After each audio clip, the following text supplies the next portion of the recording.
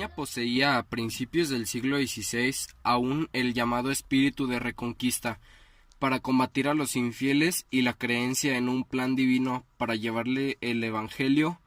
la verdadera fe y la civilización a todos los rincones de la tierra, según las enseñanzas de Jesucristo. Los reyes hispanos, desde Carlos I, fueron los principales impulsores de este proyecto, que tuvo como protagonistas a los frailes de las llamadas órdenes mendicantes, las cuales, además de atender las carencias espirituales indígenas,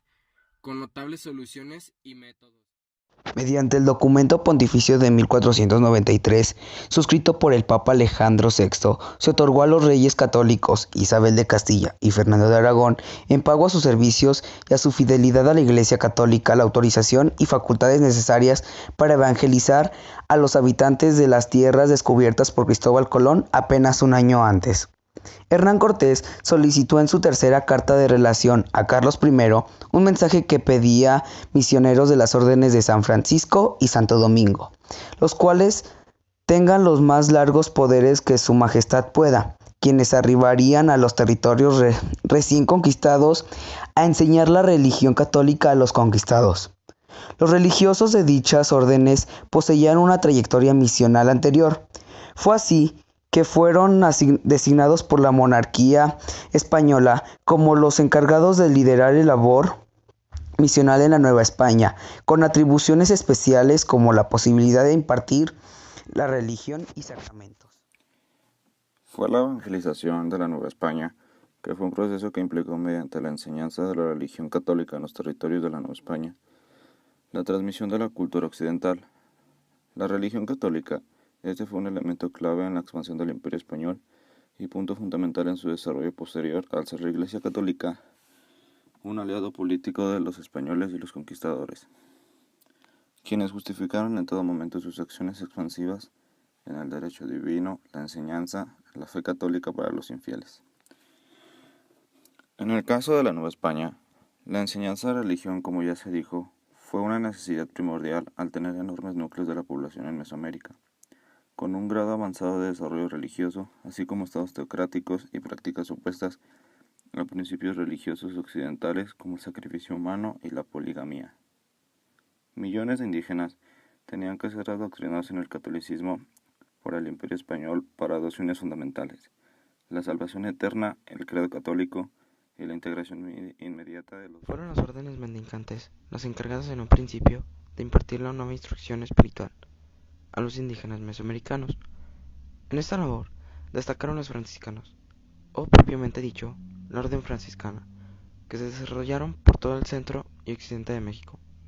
Cabe resaltar que los primeros franciscanos llegaron a tierras mexicanas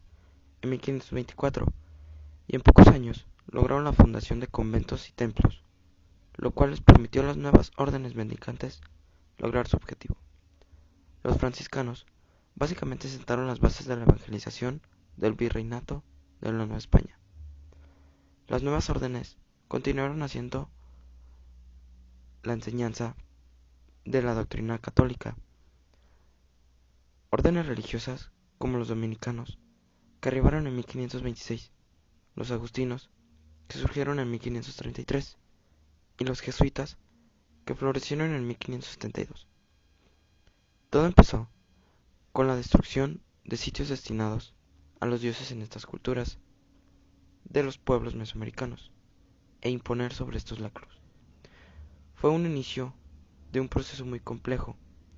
que no solo destruyó las construcciones sagradas y la fe de los indígenas,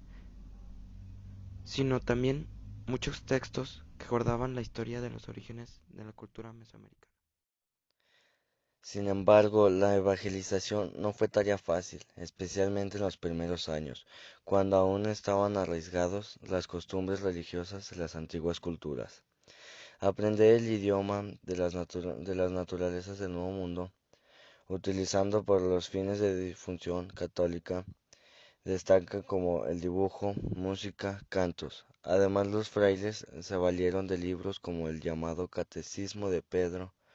de Jante, que fue uno de los principales frailes que empezó la evangelización, el cual hablaba a los indígenas sobre la nueva religión